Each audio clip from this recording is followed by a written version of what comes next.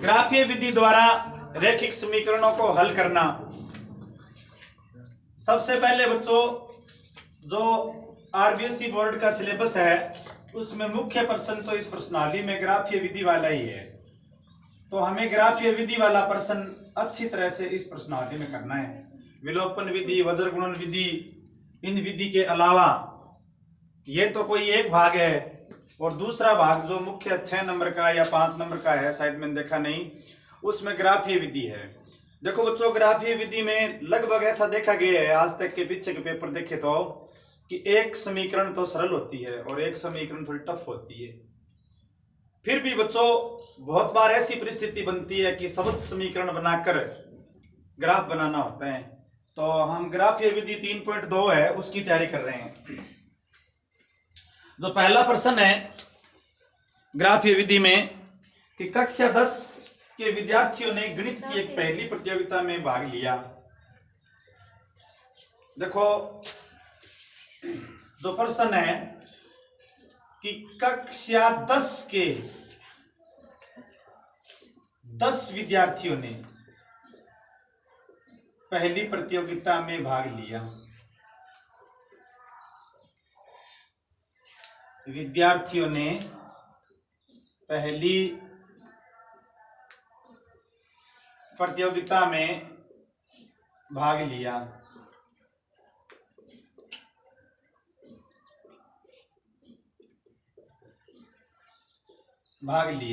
तो बच्चों एक तो पहली लाइन तो यहां पर ये हो गई कि कुल विद्यार्थी 10 है, लड़के बॉयज गर्ल्स इसमें बताया गया है। उसमें पहली लाइन तो ये श्योर हो गई कि कुल विद्यार्थी है वो 10 है। फिर इसने बताया गया है कि बॉयज की संख्या गर्ल्स से 4 ज्यादा है, कि लड़कों की संख्या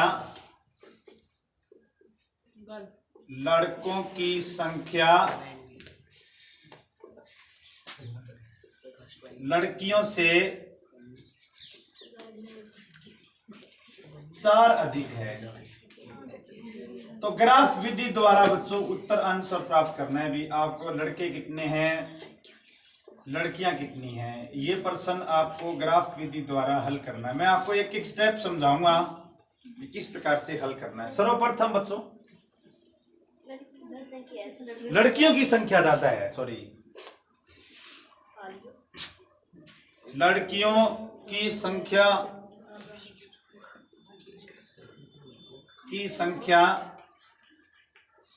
लड़कों से 4 अधिक है। देखो बच्चों जो ज्यादा हो ना उसको पहले एक्स मान लिया करो। ज्यादा कौन है? लड़कियां। पहले समीकरण तो बनाएं। लड़कियां गर्ल्स में मान लो एक्स है, बॉयज वाई है। तो सबसे पहले बच्चों देखो 2 शर्तें दी गई है प्रश्न में, 2 शर्तें हैं और 2 समीकरण बन जाएगी। 2 चर बना के हल करना है इसको। तो मैं मान लू, माना लड़कियां हैं वो एक्स है, लड़कियां हैं वो एक्स है, और लड़के हैं वो वाई है।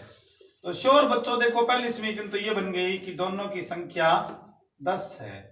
तो पहली समीकरण तो ये बन गई x प्लस वाई बराबर है 10। दोनों की कुल संख्या 10 है, तो मैंने दोनों को 10 लिख दिया, x प्लस वाई बराबर है 10। दूसरी शर्त ये बताई गई है x का मान, देखो गर्ल्स की संख्या, पर्सन को देखो अपने, लड़कियों की संख्या लड़कों से 4 ज्यादा है। तो इसका मतलब ये हुआ कि लड़कियां में से बॉयज आप घटा दोगे तो उत्तर है वो 4 मिलेगा।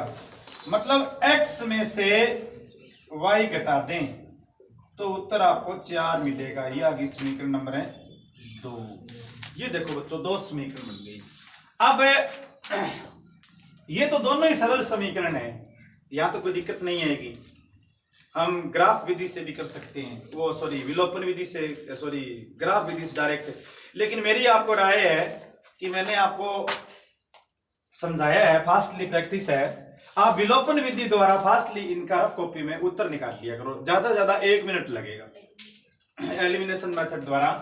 तो विलोपन विधि द्वारा जब इनका आंसर निकालते हैं अपने, मैं यहाँ निकाल लूं, देखो कोई ज्यादा टाइम नहीं लगेगा, फिर आपको प्रश्न करने में बड़ी आसानी हो जाएगी।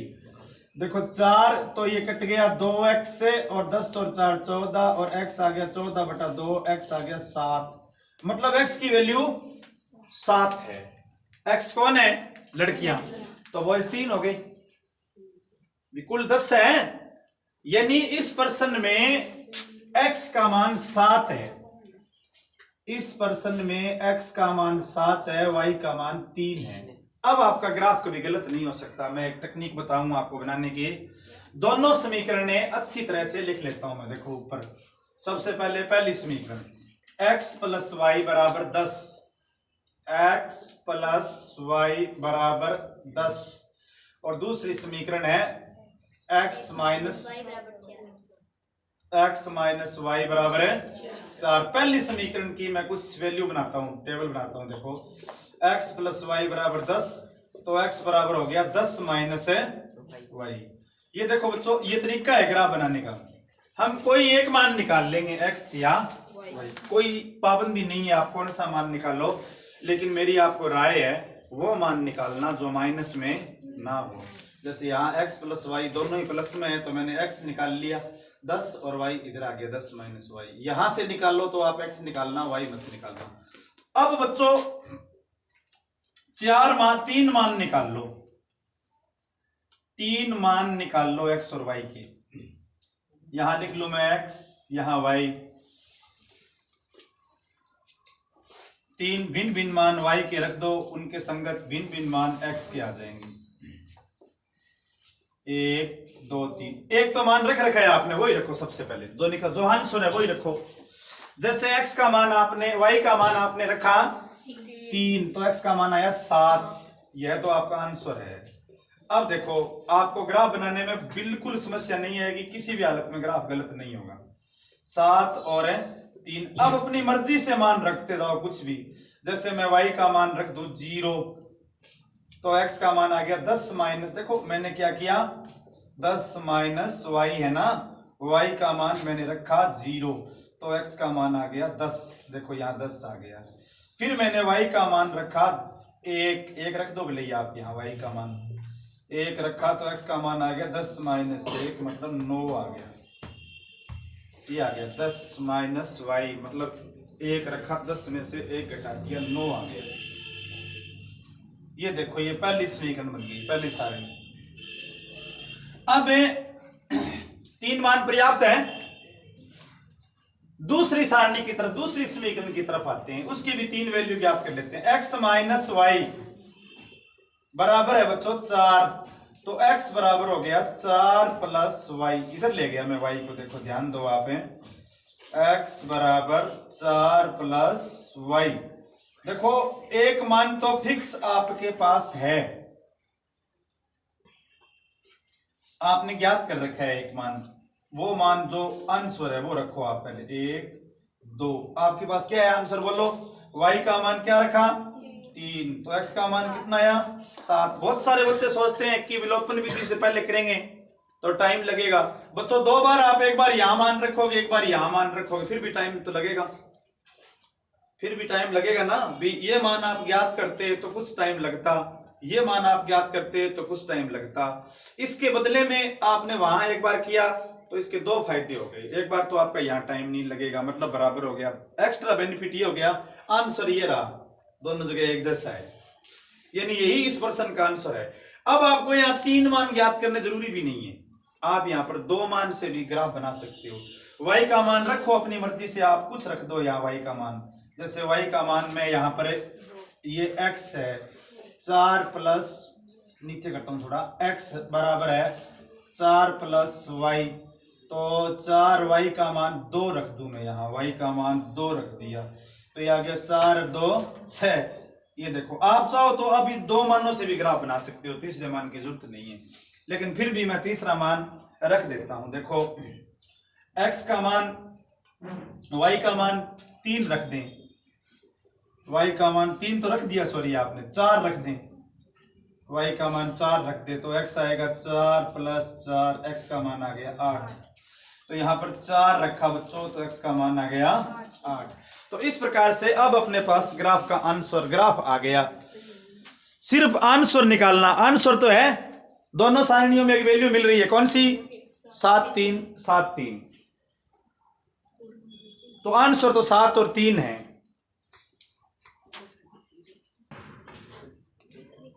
देखो बच्चों एक रफ ग्राफ बनाया है मैंने यहां पर है, आप इसको ध्यान से देखो।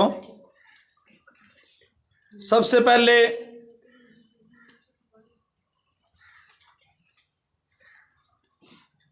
मैंने पैमाना 1 माना है, 1 वर्ग बराबर। अब ग्राफ तो अपने पास यहां पर मेरे पास वो कोई स्क्रीन टच बोर्ड तो है नहीं, तो इस प्रकार से ये x अक्ष है, देखो ध्यान दो आप, x अक्ष, ये y अक्ष है, यहां लिख दूं x अक्ष और ये y अक्ष, और जो पैमाना है वो 1 वर्ग बराबर 1 इकाई पैमाना मैंने माना है। तो सबसे पहले देखो 7 और 3, x का मान 7 है, y का मान 3 है।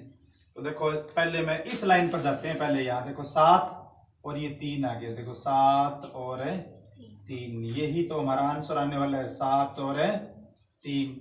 फिर है 10 और 0, ये देखो यहाँ x का मान 10 और y का मान 0, 10 और 0। फिर x का मान है 9 और 1, ये x हो गया 9 और ये हो गया 1, यहाँ 9 और 1, तो 9 और 1। ये देखो मतलब सही है ग्राफ, तीनों पॉइंट एक ही चीज मारे। ये रैखिक समीकरण है और रैखिक समीकरणों में दिए गए बिंदु एक लाइन पर आते हैं। फिर दूसरी समीकरण बनाएं, आपको इस समीकरण पर लिख देना चाहिए। यहाँ भी आपने कौन सी समीकरण बनाई है? ये x प्लस वाई बराबर है 10, तो यहाँ लिख देना चाहिए x प्लस वाई बराबर 10। अब दूसरी समीकरण बनाए, x का मान 7 है, y का मान 3 है, यहीं पर आ गया, ये बिंदु यहीं पर ही आ गया, x का मान 7 और 3।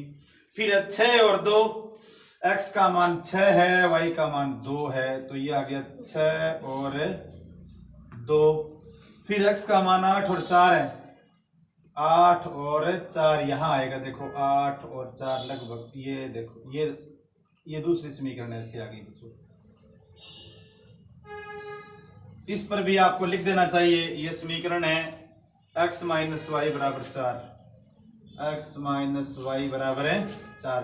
तो देखो बच्चों दोनों समीकरण यहाँ काट रही है, ये देखो x और y का मान, ये x का मान और ये y का मान। पर्सन से दिख रहा है कि x का मान 7 है, ग्राफ से सॉरी, और y का मान है 3 है, तो यही इस प्रश्न का आंसर है।